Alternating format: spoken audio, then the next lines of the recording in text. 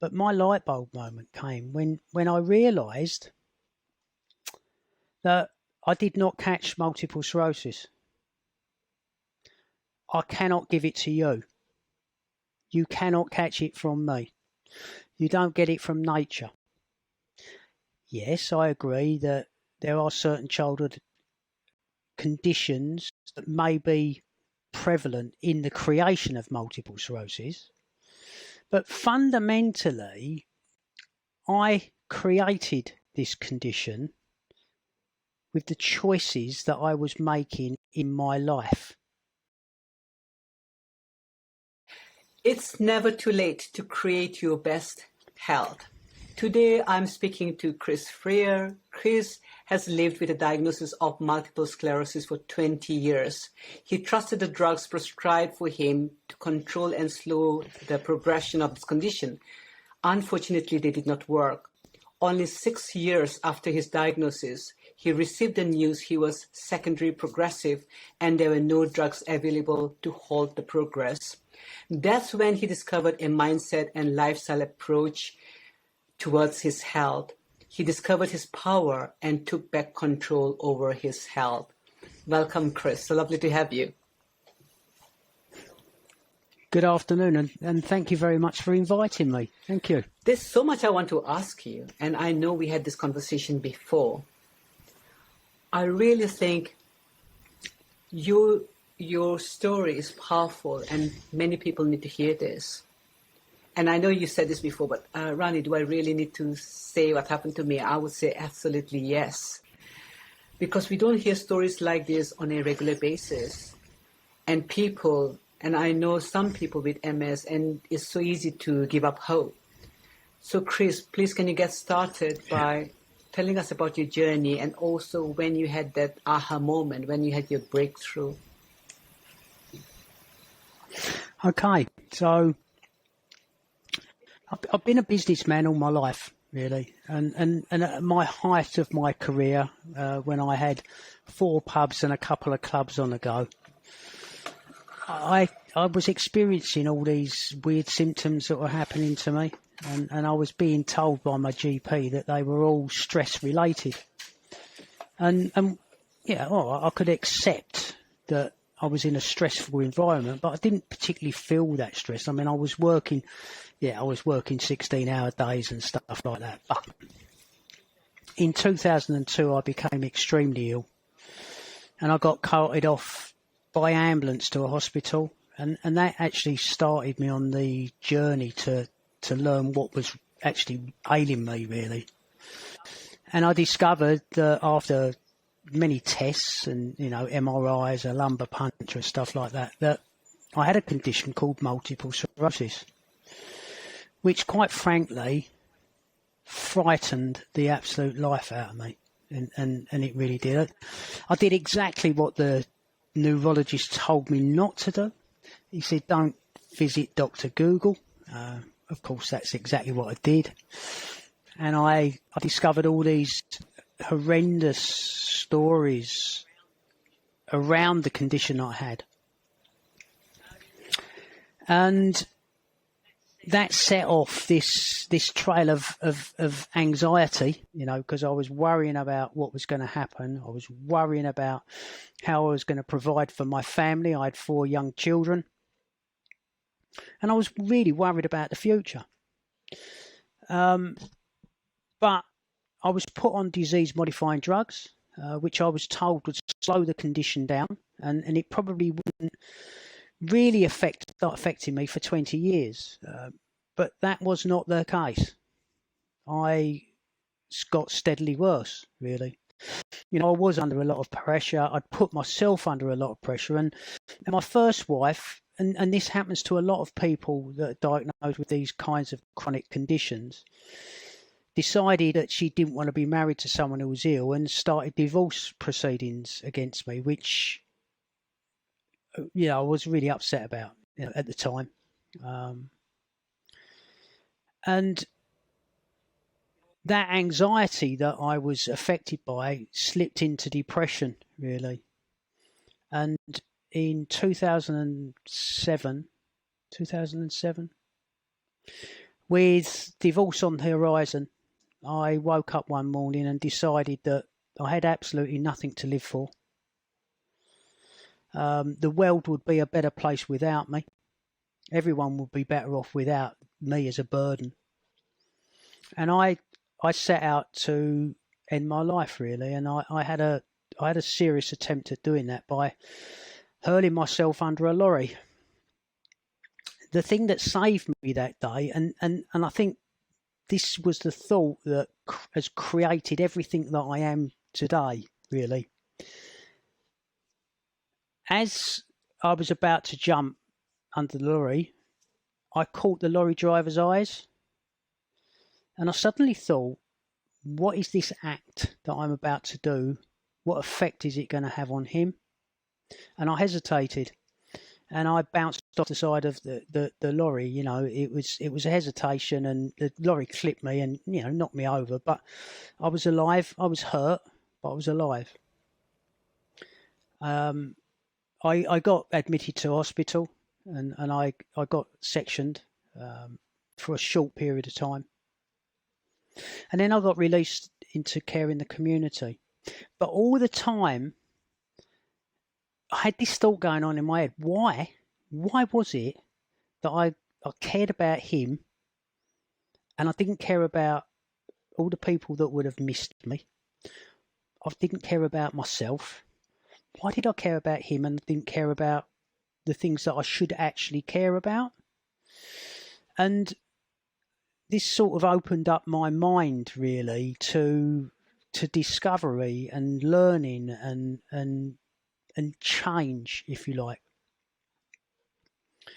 2008 has come, and my NHS neurologist, the original neurologist was a private neurologist. He ordered an enhanced MRI scan, and I got the results of that, and I was told that because the disease was progressing and I had many new active lesions in my brain, I was now secondary progressive. There were no disease-modifying drugs available for me. He could only prescribe baclofen, gabapentin, pregabalin type drugs to manage the pain and the muscle spasms and stuff like that. But I was never really keen on taking them because the side effects were exactly what I was experiencing with the condition, you know, muscle weakness and tightness and all that. I did start taking them. Well, I was taking them before, but I was not keen on taking them, and I fairly quickly changed my mind about taking them. But all the time, I was researching and actively seeking positive stories around my condition. Yeah. And I started to find that there are positive stories out there, and there are people out there that are living a proactive life with this chronic condition. And I started to study how our minds work, and learn new techniques really for life. And I started looking at my diet, which has changed dramatically. You know, nothing that I've done has happened overnight. You know, it's all been a very, very slow progress, if you like. But I'm now in this state of I'm slowly, progressively getting better. Yeah, instead of getting worse, if that makes sense to you. Yeah. Yeah. So can I pause there, because you said such a lot, and there's so much for anyone to take in there. Because not only were you diagnosed when you were least expecting it, you then had a series of circumstances that obviously made things worse. Because one thing is about accepting a condition that came out of nowhere, to then finding that even your partner wants to end the relationship because they found that they felt that they could not live with that, and all the psychological elements that come with it, like, what am I going to do with my life? how am I going to survive, what, finances, how I'm going to look at my family. And then you talked about that, that really, that being in that deep depression where you felt that the only way out is by killing yourself. But at the same time, there was something there that seemed to switch everything for you, and then you started looking in a new direction. And so I just wanted to acknowledge what you just said. And from your neurologist giving you prognosis of progressively getting worse, then you talked about this term of progressively getting better. So it seemed like you defined your prognosis, you changed the fate. And before, when we first started, you said something about how you had not been looking after yourself. You were so busy. And I got the impression that at that time, you were not creating your health. You were obviously creating your life, you're creating your work.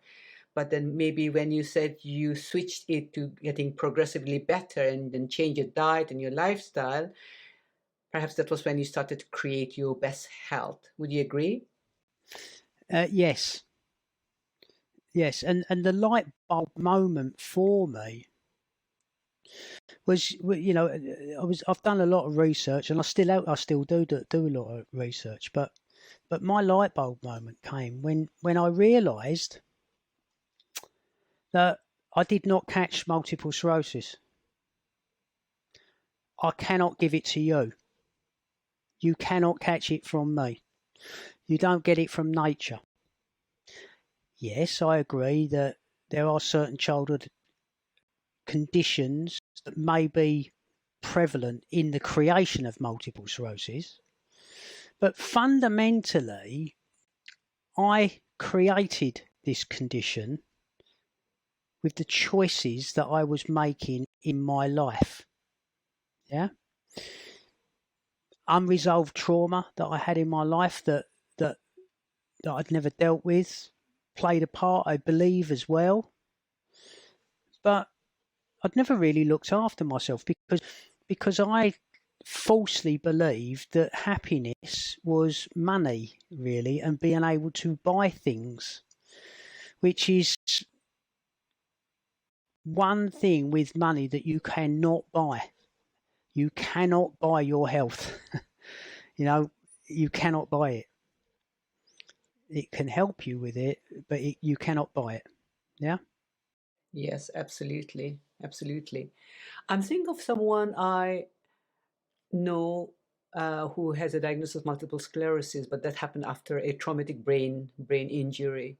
So I guess in your case, though, it was more to do with the lifestyle, and also you said there were trauma that you haven't you hadn't resolved, or there were quite a few things there about which one you paid more attention to, like the priorities in life was more to make money or to work hard rather than to focus on your health. So that's what I'm hearing. Yeah. I mean, I've worked with. I would think probably getting on for 350 people with a diagnosis of multiple sclerosis.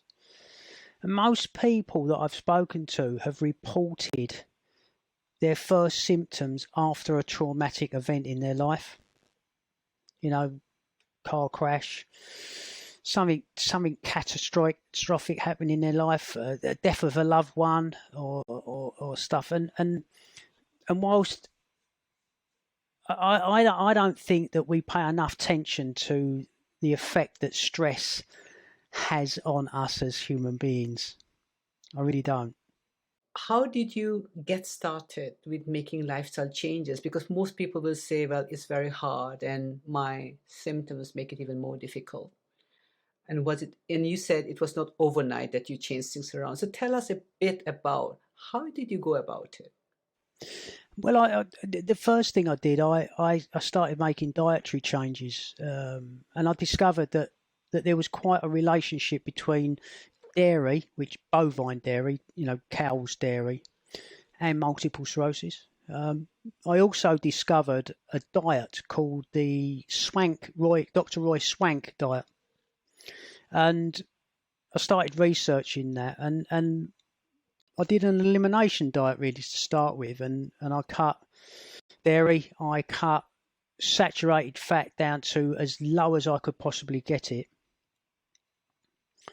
And I started to feel slowly just like a little bit better. I think physically taking action.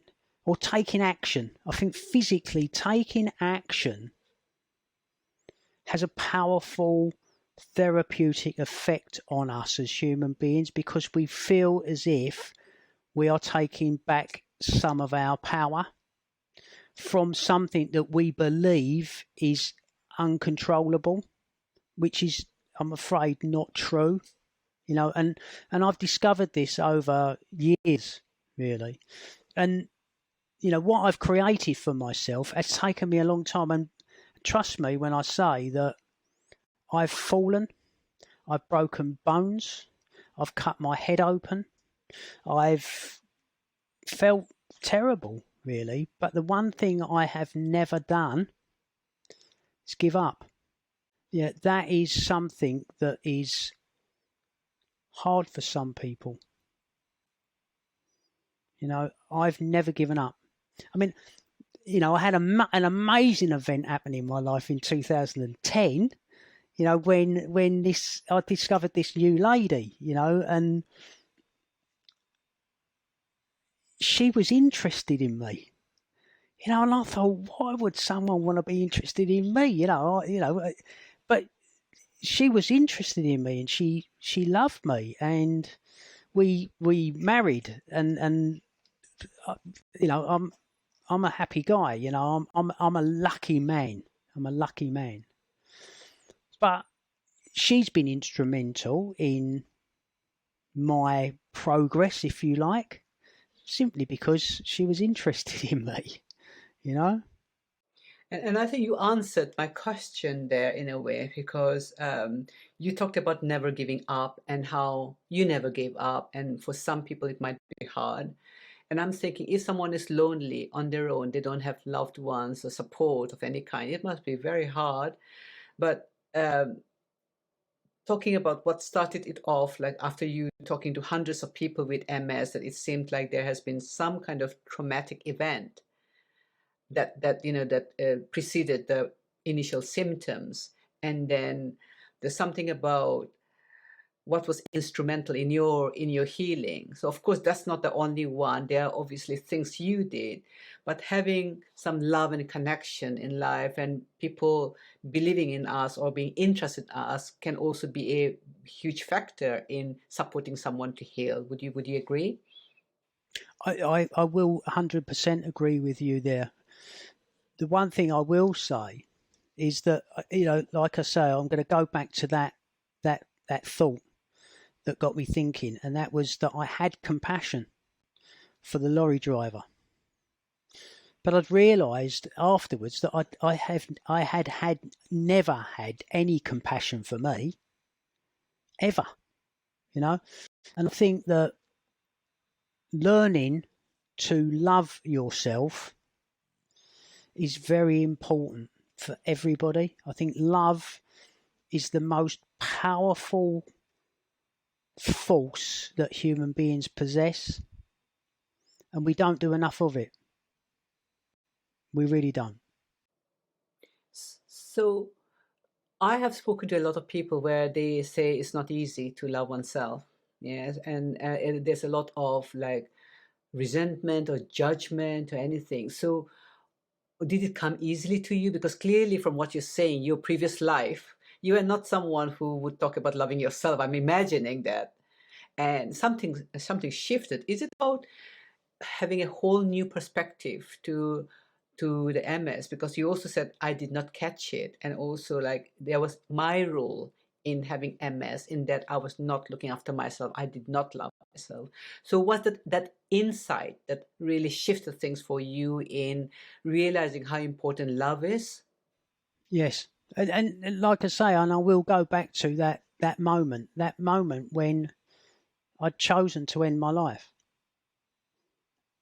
and I was concerned about what my action was going to do to that lorry driver, and that planted a seed in my mind that is still growing. You know, it's becoming quite a nice tree now, and there's a few flowers coming on it as well. You know, it's something that's still growing in me. I'm still learning, but that was the catalyst for me. And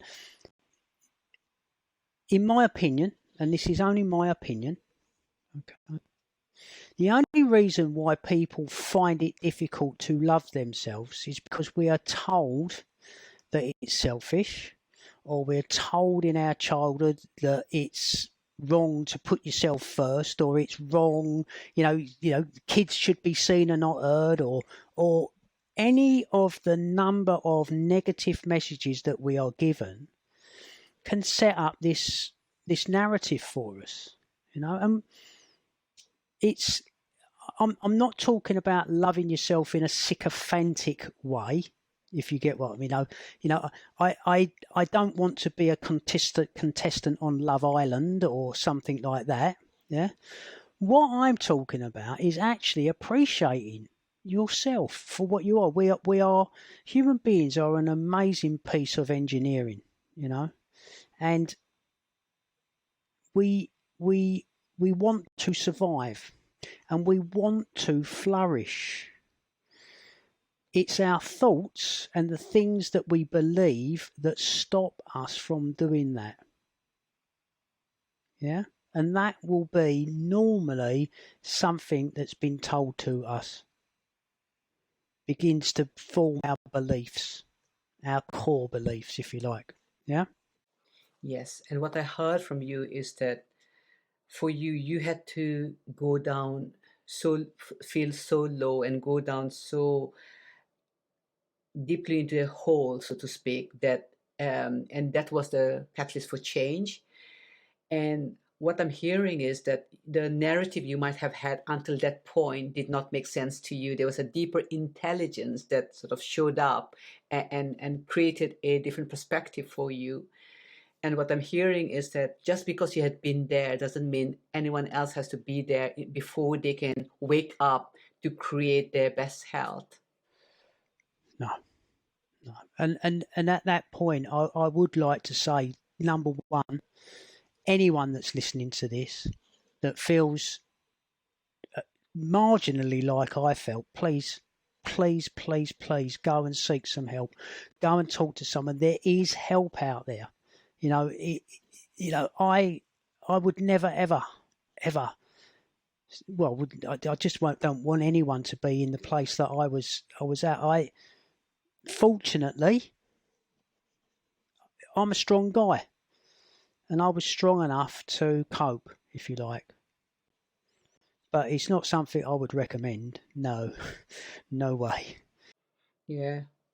And I think this is why maybe you do the work you do. You know, when we were talking the other day, you said something about your deep desire to put this message out there that it's never too late to create your best health, even if you have been diagnosed with a long-term chronic condition of any kind, be it multiple sclerosis or be it any other physical health or mental health condition. So thinking about that and being reminded of people who might be watching this or listening to this, can you share three of your top tips for people that might be useful? Yes. You know, that's an interesting one, and I have them written down here. So if you would allow me to read them, because my three top tips probably change on a daily basis, if you like. You know, yeah, you might get, but these are the ones that I'm really, really stuck on. And my first top tip, right, is be very aware of the language that you are using when you're describing yourself, when you're talking about yourself, when you're talking to yourself. And we're always communicating, aren't we? Yeah. So be very aware of that language that you're using. Yeah. My second tip is to focus on what you can do. Yeah. Most people focus on the things they can't. Focus on what you can do and do it. Do it as best you can. Yeah. And my third tip, and this is a really important one, be aware of the choices that you are making in your life. And by that, I mean, what you're consuming, what you're reading, what you're listening to, what you're watching. Be very aware of them, because everything that's coming in can have a positive or negative effect on your well-being. Thank you. Thank you. Beautiful. Let's go back to them and see that if there's anything else to unpick, because there are, I love your tips. And the first one, when you say be very aware of the language, because I am thinking of people who might just say, oh, I'm a depressed person, I'm an anxious person, or I have got multiple sclerosis.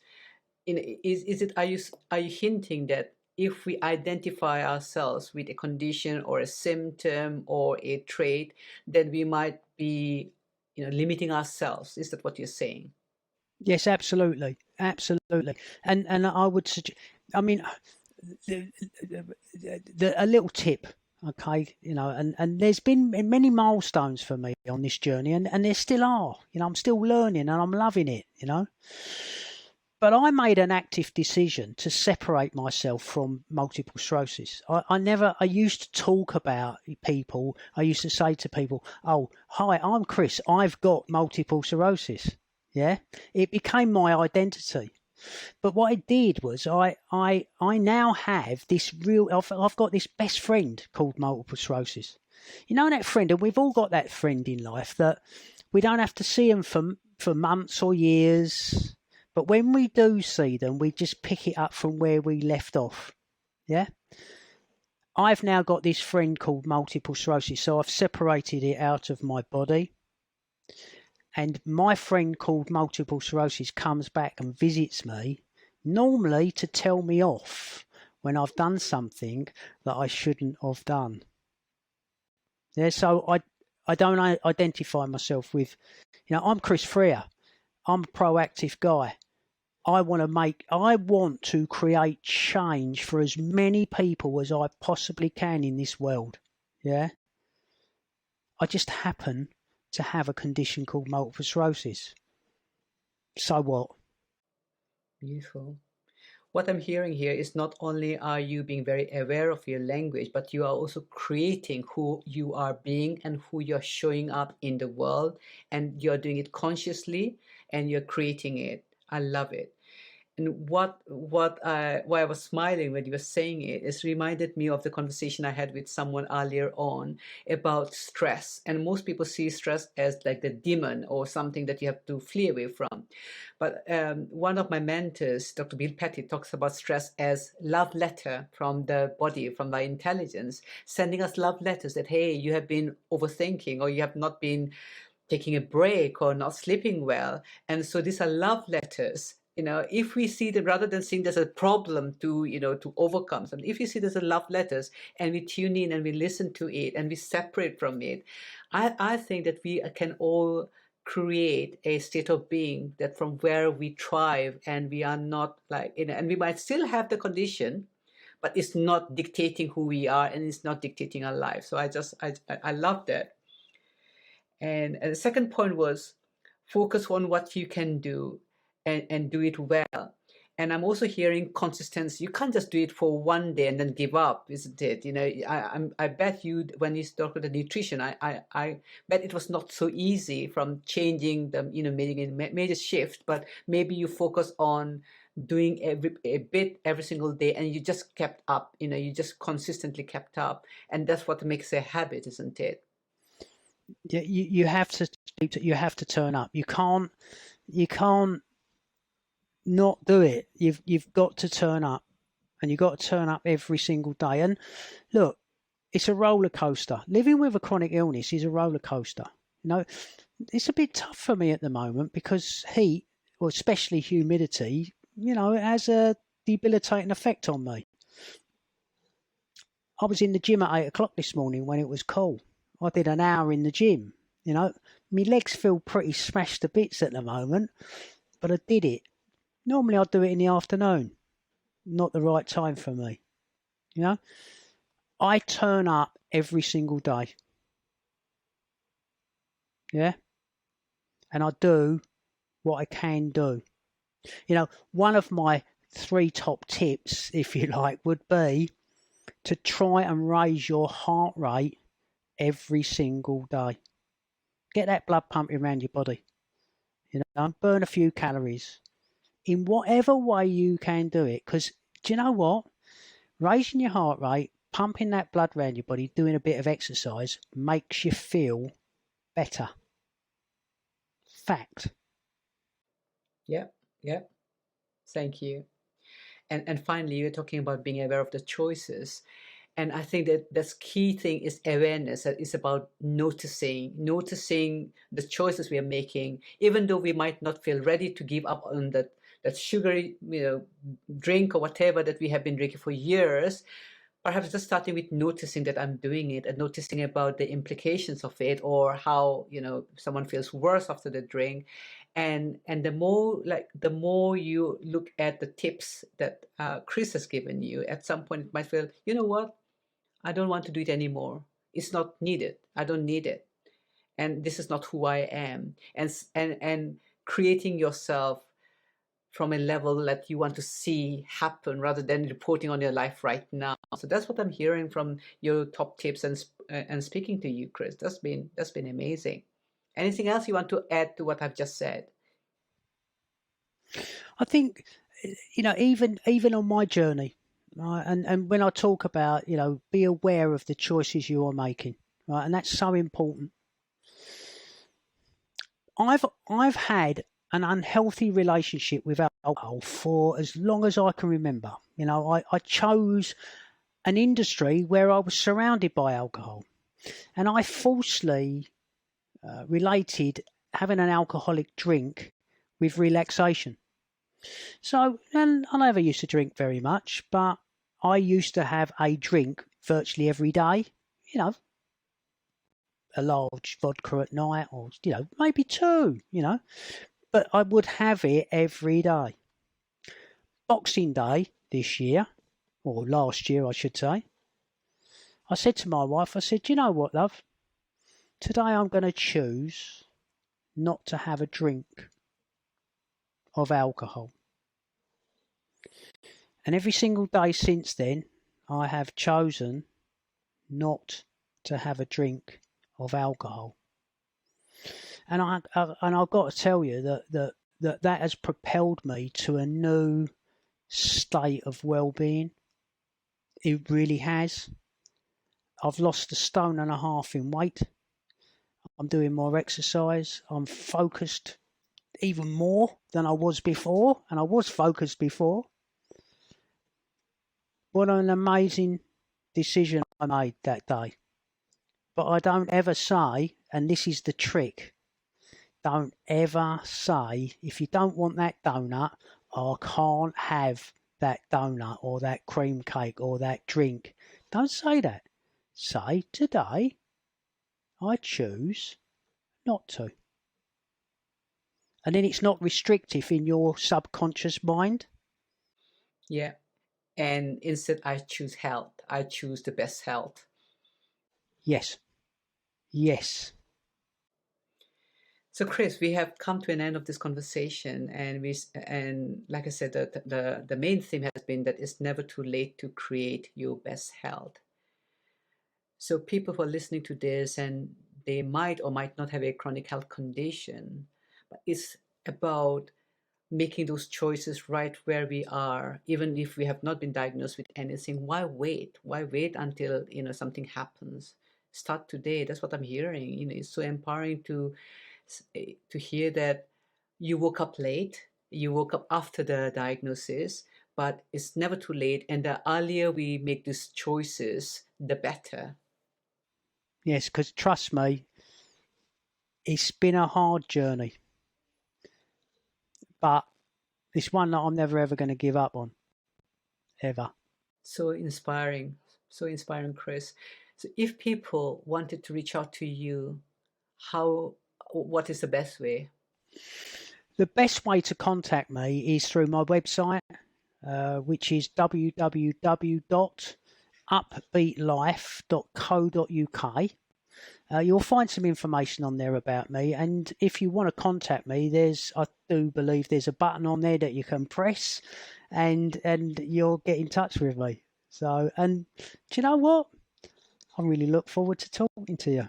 Chris, this has been a beautiful conversation of hope and knowing that it's never too late for us to make some healthier choices and to just be focusing on what matters most. And there's no health without, there's no richness without health. There's the priority we need to give, and I call it mental wealth, but we are talking about our physical wealth and our mental wealth here. So thank you so much for coming today and speaking to me. Thank you so much for inviting me. Thank you.